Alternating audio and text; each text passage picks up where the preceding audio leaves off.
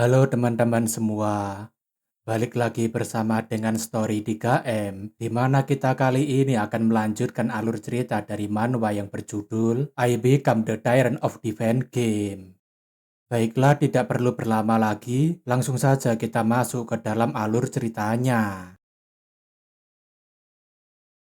Pada chapter sebelumnya, Jormungand akhirnya menampakkan dirinya setelah keluar dari kerajaan danau dan akan segera bergerak ke utara. As yang melihat Jormungand sudah keluar tentunya meminta supaya semua partai segera bersiap karena mereka akan segera menaiki punggungnya. Meskipun As merasa terintimidasi dengan ukuran tubuh ular pelahap dunia ini, tapi As berpikir kalau dirinya tidak perlu takut karena di sini tidak akan ada semacam dark event. Namun apakah benar begitu jika stake ini tidak akan pernah ada dark event, mengingat kalau game ini adalah game scam yang sulit sekali untuk didapat endingnya. Karena Jormungand sudah mulai merangkak, As mengajak partinya untuk menggunakan grappling hook untuk menaiki tubuhnya Jormungand. Seketika itu semua parti As bergerak selayaknya Spider-Man yang sedang mencoba untuk menaiki gedung-gedung tinggi.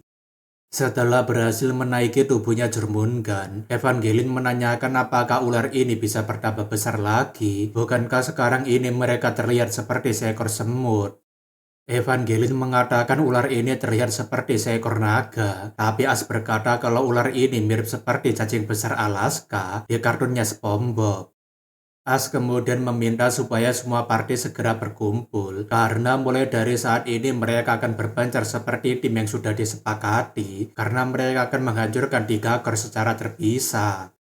Singkat kata, mereka hanya perlu fokus untuk menghancurkan 3 core tersebut dalam waktu kurang lebih 2,5 hari sebelum ular ini sampai ke Crossroad. As berkata kalau begitu mereka bisa pergi ke tempat mereka masing-masing, tapi tiba-tiba saja ada sebuah getaran yang sangat kuat. Melihat jika ular itu menabrak sebuah pegunungan, As berpikir apakah ini yang dimaksud dengan bergerak lurus ke utara tanpa memperdulikan tembok besar yang ada di hadapannya. Tentu saja karena ular itu menabrak pegunungan yang tidak pernah diprediksi oleh As, puing-puing atau bebatuan pegunungan tersebut mulai menjatuhi mereka. As yang merasa ini sangat gawat tentunya menyuruh semua tim untuk segera berlindung dan jangan sampai mereka terjatuh dari tubuh ular besar ini. Beberapa saat kemudian setelah mengalami insiden yang tidak terduga, Evangeline menanyakan apakah senior tidak apa-apa dan As menanyakan apakah hanya mereka yang berada di sini. Evangeline mengatakan itu benar, dan sekarang ini mereka berada di bagian ekor ular, dan ular itu sekarang juga telah memasuki dataran landai. Melihat perbukitan di antara pegunungan yang terbelah, As rasa kalau dia benar-benar cacing besar Alaska yang sangat mirip dengan kartun SpongeBob. Akan tetapi ketika memeriksa anggota partinya, As menyadari ada 2 orang lagi yang hilang dan kemungkinan mereka telah terjatuh meskipun itu tidak sampai membuat mereka mati.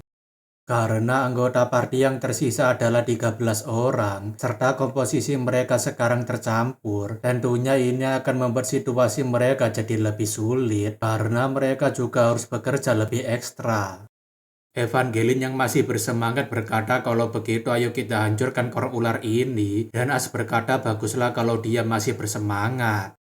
As ingin supaya Evangeline membawa Kaliba yang tersungkur di sana, sekaligus membangunkan kedua mage yang ada di partinya Reina. Untuk saat ini bagian ekor ular akan terisi oleh 5 orang, yang artinya formasi mereka sudah cukup pas untuk memulai menghancurkan core-nya lebih awal.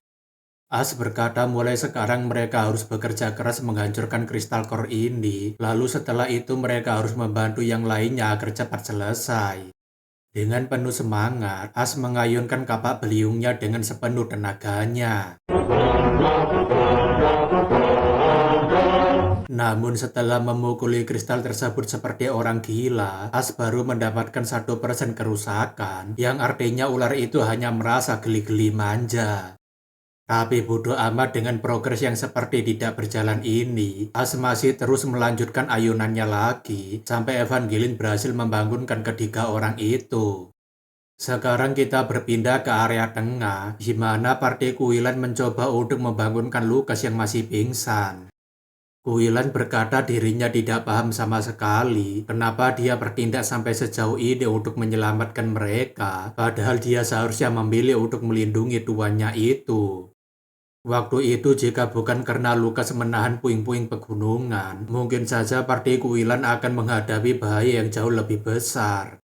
Kuilan menanyakan apakah mereka sepenting itu sampai dia mengorbankan nyawanya, tapi Lukas secara tiba-tiba membuka matanya dan Kuilan berkata dirinya tidak bermaksud begitu. Lukas menanyakan apa yang sedang mereka bicarakan dan Kuilan berkata dia bisa beristirahat saja, mengingat dia masih butuh waktu untuk pulih meskipun dirinya sudah memberikannya potion. Lukas menanyakan di mana Yang Mulia, dan Kuilan berkata kalau Yang Mulia sedang menghancurkan kristal core yang ada di bagian ekor. Kuilan menanyakan apakah mereka sepenting itu sampai dia lebih memilih menyelamatkan mereka daripada melindungi pangerannya, tapi Lukas berkata jangan asal berbicara. Lukas berkata kalau Evangeline mampu untuk melindungi Yang Mulia, sementara dirinya merasa kasihan pada orang-orang tolol seperti mereka yang akan mati sia-sia. Lukas berkata dirinya tidak bisa membiarkan operasi ini gagal, jadi alasannya menyelamatkan mereka adalah agar mereka bisa membantu Yang Mulia. Kuilan berkata kalau dirinya tetap berterima kasih padanya karena telah percaya pada mereka, jadi sudah waktunya bagi mereka untuk membalas kepercayaannya. Kuilan kemudian mengajak semua anggota partinya untuk menghancurkan Neural Core karena hari ini adalah hari keberuntungan bagi mereka.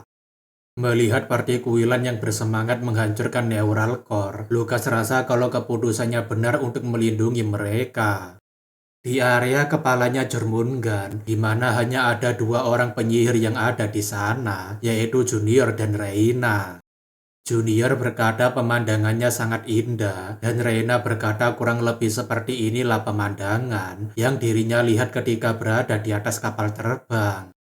Junior berterima kasih karena dia sudah membantunya untuk menahan bebatuan tadi, tapi kenapa juga dia harus datang ke area kepala ular ini? Reina berkata kalau dirinya ini adalah seorang penyihir angin dan tempat yang paling mudah untuk mengumpulkan angin dengan jumlah banyak adalah pada bagian terdepannya. Sambil menunjukkan kekuatan magicnya yang semakin kuat, Reina berkata inilah satu-satunya tempat bagi dirinya untuk bisa menunjukkan kekuatan terbaiknya. Junior sendiri terkejut karena kekuatan Reina terlihat lebih dahsyat daripada biasanya, padahal dia tidak dibantu oleh para penyihir yang selalu mengikutinya. Reina memberitahu jika seorang penyihir memang harus memanggil elemen dari kehampaan, tapi seorang penyihir juga harus bisa menggunakan kekuatan dari alam yang ada di sekitar mereka. Seorang penyihir yang mengendalikan satu elemen harus bisa memanfaatkan keadaan yang ada di sekitarnya, dan karena dia memiliki 3 elemen, menguasai teknik seperti ini akan membuatnya jadi semakin kuat. Junior menanyakan kenapa dia tiba-tiba mengajarinya, dan Reina berkata kalau berbicara mengenai wind magic, maka dirinya adalah guru terbaik yang ada di Kekaisaran. Reina kemudian meminta supaya Junior merasakan dan mengumpulkan angin di sekitarnya. Namun meskipun tidak bersemangat, tapi Junior tidak bisa melewatkan ilmu berharga yang tidak bisa dibeli dengan uang ini. Ketika Junior mengikuti instruksi dari Reina, tampaknya sihir milik Junior jadi sedikit lebih kuat, meskipun tidak memberikan dampak signifikan pada core-nya Jormungand. Reina berkata kalau ular ini memiliki magic resistance yang sangat tinggi, jadi wajar saja kalau serangannya seperti tidak berefek, mengingat dia adalah salah satu makhluk mitologi. Reina menanyakan apakah dia bisa menggunakan ultimate kebanggaannya itu, dan Junior berkata kalau sihir itu memerlukan waktu perapalan yang sangat lama. Reina berkata tidak masalah, lagi pula tidak akan ada musuh yang mendekat kemari, serta dirinya sendiri yang akan melindunginya jika ada sesuatu yang membahayakannya. Reina memberitahu kalau mereka berdua akan menghabisi kepala ular ini, lalu setelah itu mereka bisa bersantai menunggu yang lainnya.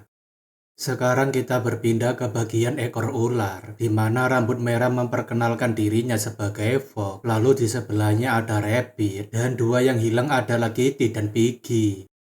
Fogg berkata yang mulia tidak perlu mengkhawatirkan mereka, karena mereka ini termasuk orang-orang yang bisa selamat dari situasi apapun, meskipun tampang mereka seperti ini.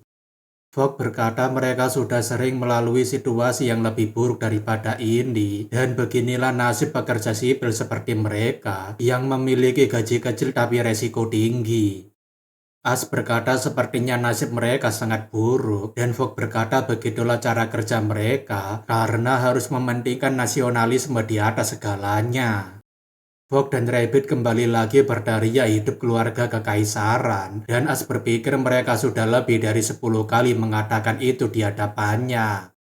As menanyakan apa kemampuan mereka, dan Rabbit memberitahu jika dirinya bisa merapalkan buff untuk meringankan tubuh, sekaligus untuk meningkatkan kecepatan, dan Evangeline berkata kalau tubuhnya sekarang jadi lebih ringan. Evangeline yang melakukan tes tentunya berkata dirinya bisa menghancurkan benda ini lebih cepat, tapi As berpikir kalau dia bisa lebih cepat kelelahan kalau dia terlalu bersemangat. As menanyakan apa yang sedang dia lakukan, dan Calibe berkata dirinya sedang memikirkan harus membuat apa untuk menghancurkan neural core itu lebih mudah. Calibe berkata andai saja dirinya bisa menemukan ide untuk membuat alat penghancur, dan As menanyakan bagaimana kalau dia membuat ini. Calibe yang paham dengan bentukan runcing dengan gaya memutar tersebut tentunya paham, dan dia meminta supaya As menunggu sebentar karena dirinya akan membuatkannya. Tak butuh waktu lama, Calibe menanyakan apa nama benda ini, dan As berkata kalau itu namanya bor, dan Calibe berkata kalau benda yang bernama bor ini sangat luar biasa, karena bisa menembus apapun dengan kecepatan berputarnya.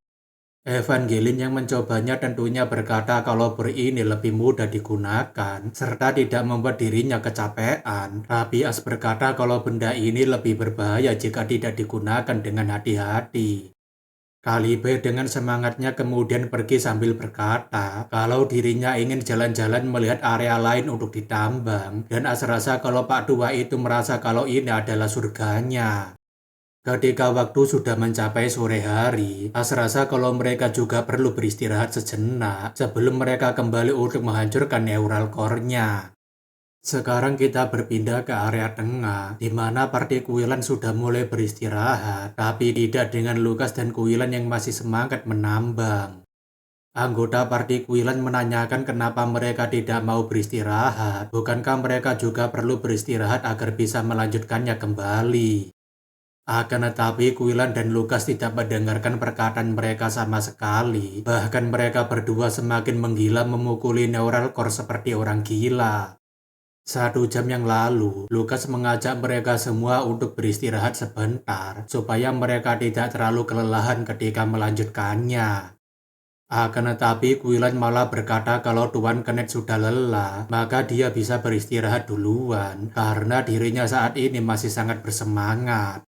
Lucas yang merasa seperti sedang diejek tentunya menanyakan, apakah dia pikir bisa menandinginya dalam hal stamina atau semangatnya. Quillan berkata dirinya tidak bermaksud menantangnya, hanya saja dirinya ingin memberitahu kalau dirinya masih belum merasa kecapean. Tentu saja itu membuat Lucas berkata kalau begitu mari kita lihat mau seberapa lama dia akan bertahan dengan egonya itu, dan Quillan berkata kalau dari tadi dirinya hanya sedang pemanasan. Kembali lagi ke waktu sekarang, di mana wajah Quillan yang tampak mulai pucat menanyakan, sepertinya Tuan Kenneth hampir saja mau pingsan, jadi kenapa dia tidak beristirahat saja? Lucas berkata omong kosong apa yang sedang dia bicarakan, bukankah sekarang ini dia terlihat seperti orang linglung karena sudah terlalu ngantuk dan ingin segera tidur.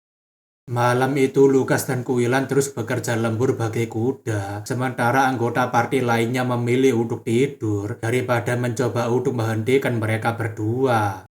Di area kepalanya Jormungand, sekarang ini Junior sedang menggunakan ultimate skill-nya untuk melemahkan ketahanan atau resisten dari Jormungand.